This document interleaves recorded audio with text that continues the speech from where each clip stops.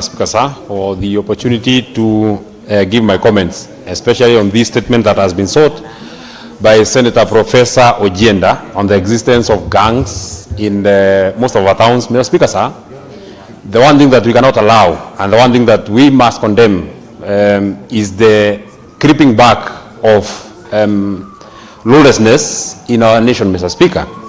And my comments, Mr. Speaker, supporting the statement that has been sought by Senator Ojienda, Mr. Speaker, sir, is my complaint in the, number one, laxity of the National Police Service in tackling this particular issue, which is a threat to our national security, Mr. Speaker. You have seen a trend, a very dangerous trend, Mr. Speaker, of occasionally, especially in political engagements, of armed gangs being escorted by the National Police Service, Mr. Speaker.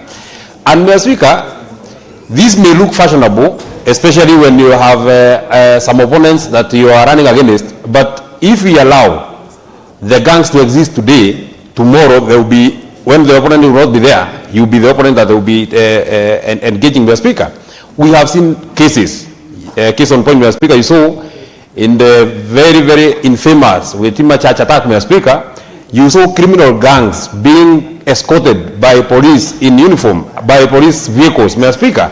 And this is something that must be condemned. Mr. Speaker, sir, if there is one body, and if there is a refuge that we all run to, is especially police in uniform. And Mr. Speaker, sir, therefore, the police must remain apolitical. You cannot condone, you cannot support, you cannot escort criminal gangs to go and attack other Kenyans, Mr. Speaker. It is the work of the police to ensure that they deal with these criminals, Mr. Speaker. Finally, then somebody asked that we have sent and we have seen a nation descend into anarchy because of allowing criminal gangs to exist, Mr. Speaker.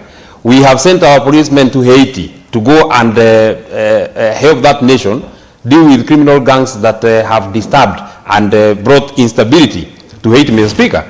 So therefore, it cannot be that we send our policemen to Haiti to go and deal with the criminal gangs, and police back at home, Mr. Speaker, are supporting and are working in cahoot with criminal gangs, Mr. Speaker, especially for political reasons. This is something that must be condemned by everybody from every political formation, because, Mr. Speaker, violence against me today is not necessarily that the people who are violent against me today are not and shall not be violent against you, Mr. Speaker. We cannot weaponize, we cannot criminalize our democracy, Mr. Speaker. If you don't agree with me, don't send goons, don't send police to come and Teargas me.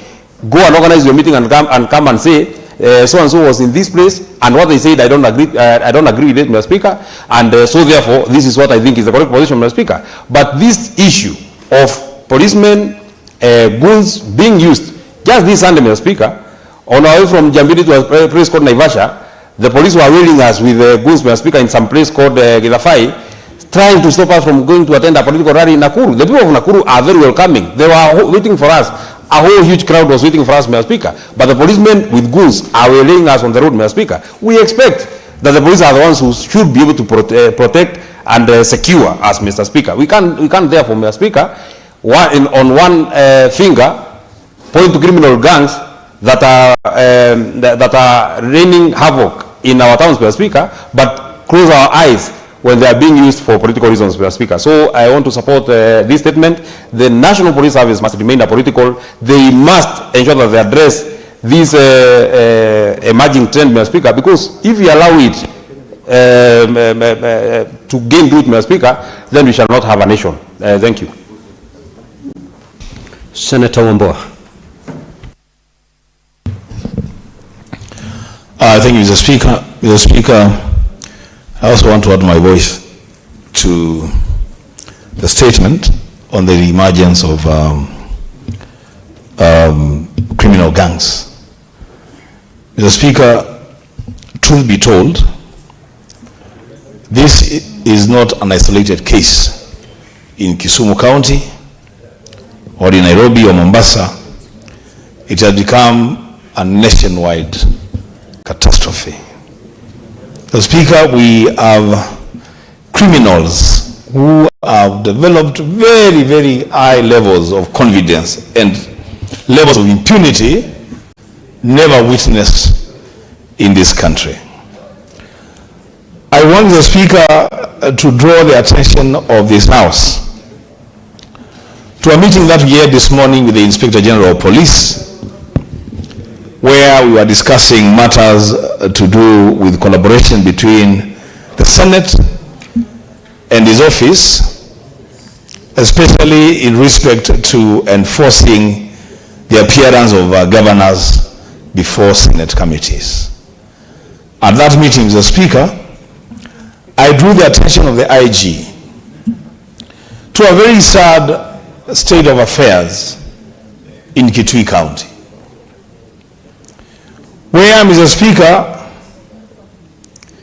there is an ongoing conflict between a criminal enterprise, a cartel of selfish, greedy individuals masquerading as business people who are trading in our sand from our rivers by force.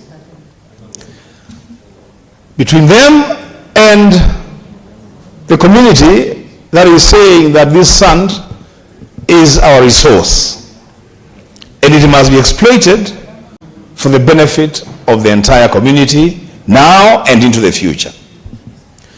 So, Mr. Speaker, the day before yesterday, that criminal enterprise ferried guns armed with pangas and rungus and descended on a community along Mwanya River in Mingi Central constituency, seriously harassed people, beat up people, killed one man, seriously injured 5 of them, raped women, and just disappeared into thin air. Mr. Speaker, my appeal, and for now we can just appeal, maybe going forward the time for appeal may just elapse, I don't know. My appeal, Mr. Speaker, is that the Inspector General of Police will take his commitment to the Senate this morning very, very seriously. That there is nobody in this country who is above the law. That everybody, including himself, myself, and everybody in this country is a subject of the law.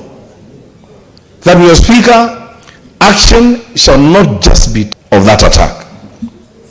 Mr. Speaker, this matter began a few weeks ago through the hard work of the Senate Public Accounts Committee when we unearthed misreporting on the revenues that the Kitui County government was receiving from sand as a revenue stream. Because they were reporting that they were collecting cess of 11 million the entire year. But we were able to prove to them that from sand alone, the cartels